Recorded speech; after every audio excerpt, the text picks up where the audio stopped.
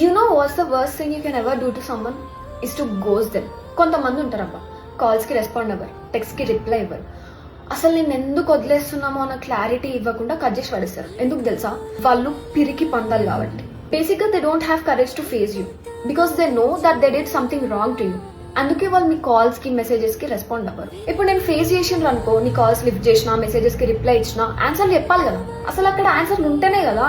You know this people are very very very selfish. అంటే ఇప్పుడు నువ్వు వాళ్ళకి కావాలనుకో, నీ కాళ్ళు మొక్కడానికన్నా రెడీగా ఉంటారు.